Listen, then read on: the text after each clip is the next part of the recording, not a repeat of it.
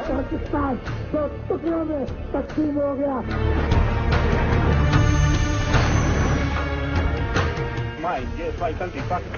मैंने इक़्तिदार की कुर्सी को पहले ठोक के ताशकंद में बाहर फेंक के रखा था।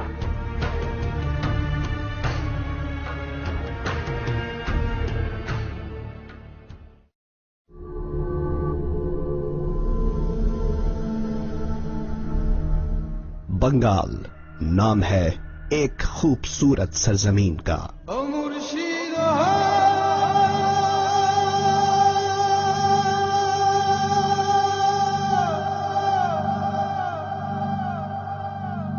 और यहाँ के वासियों की सियासी तारीख और किरदार अपनी सरजमीन की तरह दिलकश और काबिल जिक्र है।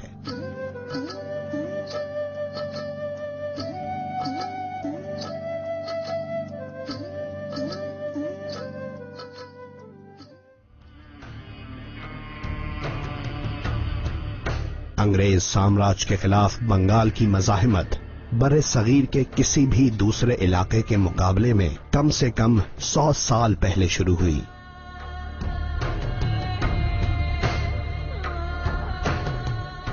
बंगाल के वासियों ने ही सबसे पहले ईस्ट इंडिया कंपनी की जालिमाना कार्रवाइयों और चालों का मुकाबला किया।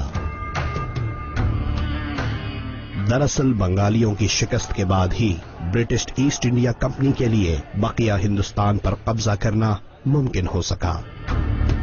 ये सन 1757 की बात है। बंगाल का बेखौफ हुक्मरां नवाब सिराजुद्दौला और ब्रिटिश ईस्ट इंडिया कंपनी के दरमियान आखिरी खूरेज मार्का होता है। सिराजुद्दौला गिरफ्तार कर लिया जाता है। अंग्रेजों को यह मालूम था कि ये मुकय्यद बंगाली हुक्मरां न बिक सकता है न बदल सकता है, इसलिए आखिरकार उसे कत्ल कर दिया गया।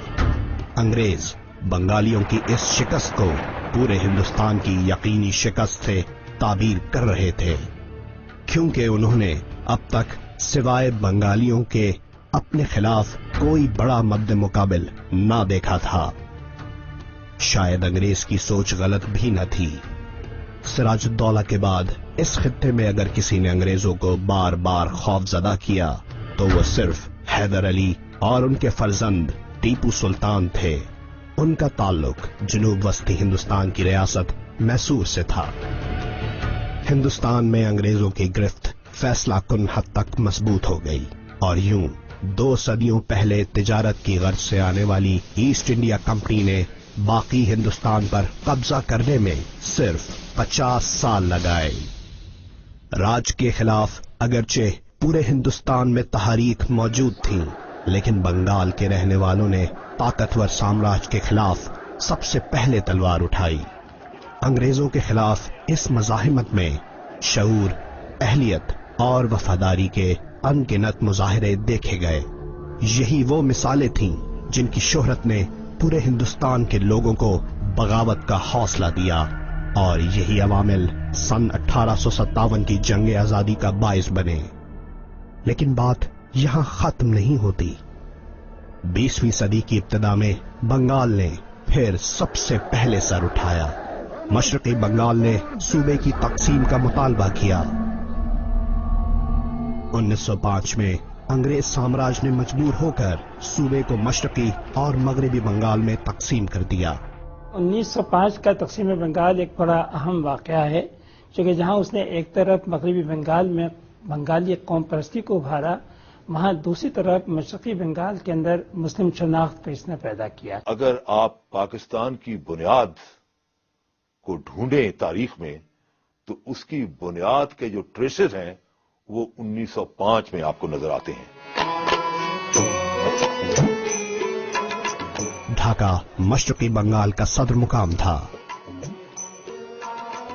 हिंदुस्तान में आजादी नई सूरत अख्तियार करने लगी। सन 1906 ये शहर ढाका ही था जहां इस तहरीक की नुमाइंदा जमात ऑल इंडिया मुस्लिम लीग की बुनियाद रखी गई। बंगाल से जन्म पाने वाली ये जमात आने वाले चंद बरसों में कांग्रेस के बाद बर्रे सगीर की दूसरी बड़ी नुमाइंदा जमात बनकर उभरी।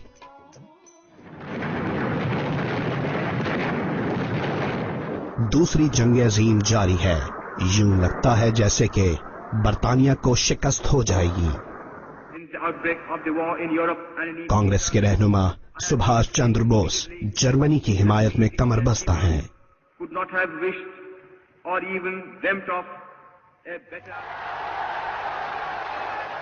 یہ سن 1940 کی بات ہے جب مسلم لیگ تاریخی شہر لاہور کے ایک جلسے میں تقسیم ہند سے متعلق قرارداد پیش کرتی ہے.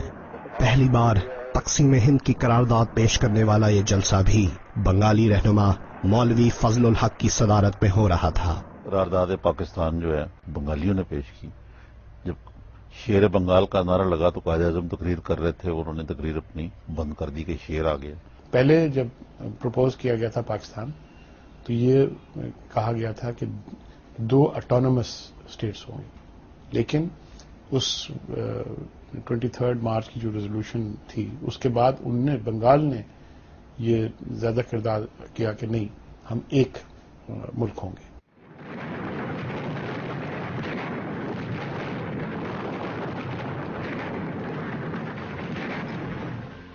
جنگ عظیم برطانیہ اور اتحادیوں کی فتح پر ختم ہوتی ہے،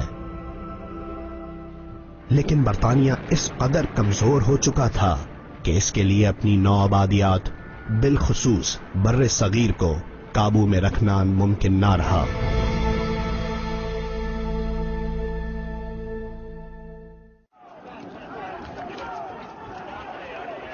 سن 1946 کے انتخابات ہوتے ہیں. ان انتخابات کے نتیجے میں بنگال میں مسلمانوں کے لیے مختص 119 نشستوں میں سے 113 پر مسلم لیگ نے کامیابی حاصل کی.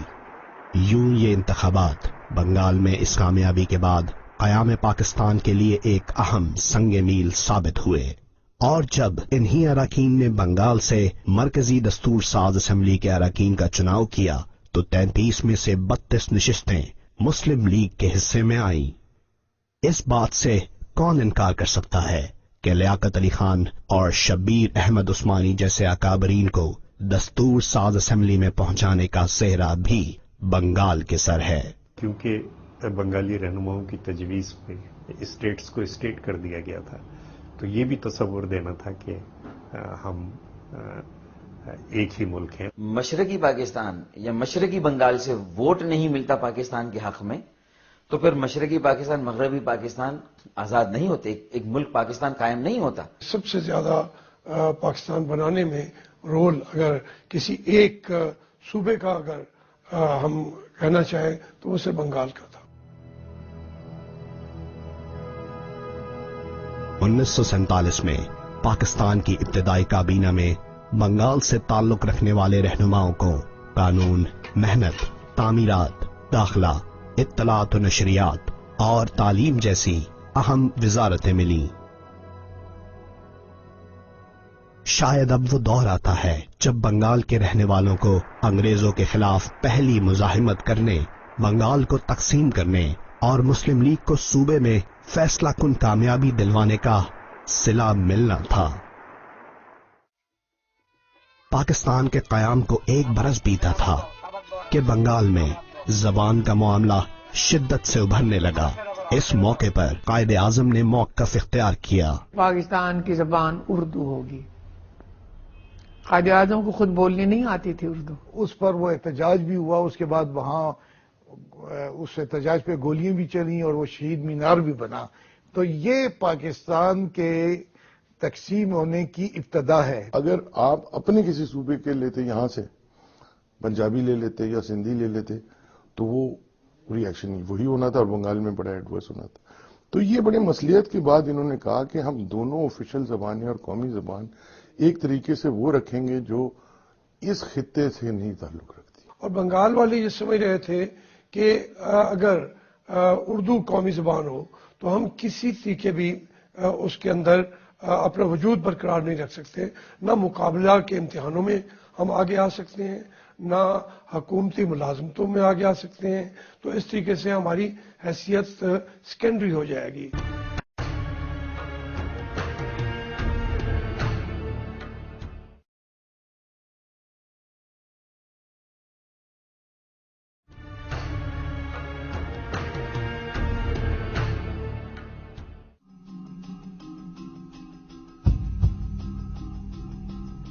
قائد اعظم کی رحلت کے بعد اقتدار کا مرکز لیاقت علی خان اور ان کے رفقا تھے۔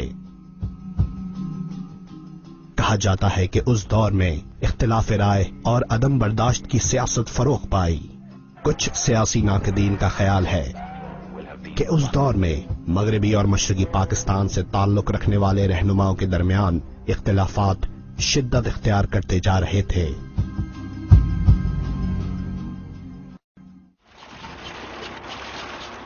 انیس سو 49 میں دستور ساز اسمبلی نے قرارداد مقاصد منظور کی، جس پر بنگال کے رہنماؤں نے تحفظات کا اظہار کیا۔ تو ان کا ایک رویہ زیادہ جمہوری تھا، اس کو ہم سیکولر بھی کہہ سکتے ہیں۔ قرارداد مقاصد سے کوئی انسانی حقوق کے لیے اس میں کوئی ایسا زیادہ وہ نہیں تھا، تحفظ کے لیے کوششیں۔ لیاقت علی خان اور مغربی پاکستان کی بیوروکریسی وہ ان پر حکمرانی کرنا چاہتی ہے، ان کو اپنے برابر کا ان کو رکھنے کو تیار نہیں ہے، اس لیے وہاں پہ مطالبات شروع ہو گئے۔ بنگال میں پٹسن کی تجارت کا دار و مدار بھارتی منڈی پہ تھا، لیکن عالمی معیشت میں اتار چڑھاؤ کے باعث قیام پاکستان سے کچھ عرصے قبل ہی مشرقی بنگال کی اقتصادی صورتحال عدم توازن کا شکار رہی۔ 1947 سے 1954 کے دوران بنگال میں پیداوار کی شرح 21%، جبکہ مغربی پاکستان میں 34% تھی۔